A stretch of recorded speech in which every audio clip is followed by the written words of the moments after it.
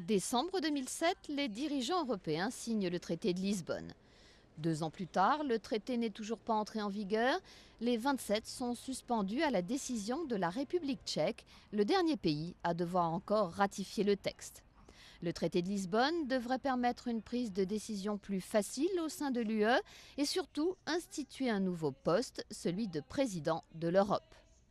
Problème de communication, les citoyens européens n'ont pas l'air de bien comprendre de quoi il s'agit, à commencer par les Anglais. Je ne suis pas sûr. C'est quoi le traité de Lisbonne?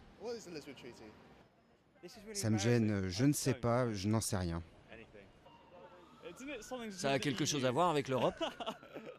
Dans la Pologne pro-européenne, où le traité vient d'être adopté, les réactions sont plus positives. Je pense que c'est important, tous les changements sont importants et si la plupart des Européens sont pour, c'est que c'est bon pour eux. Le traité de Lisbonne est une très bonne idée, à la condition que nous devenions vraiment des Européens, ce que j'espère pour chacun d'entre nous.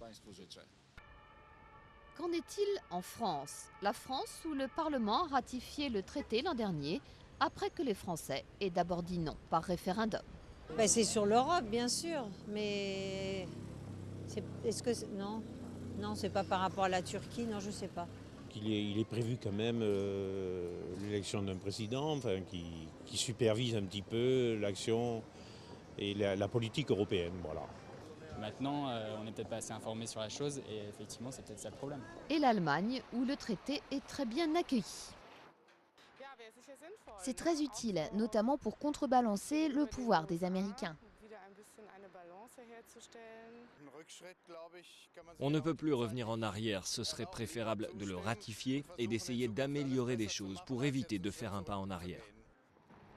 Mais faire un pas en avant risque de prendre du temps. Même une fois que la République tchèque aura dit oui à Lisbonne, il faudra faire preuve de patience pour que les changements au sein du Parlement et de la Commission européenne entrent enfin en vigueur.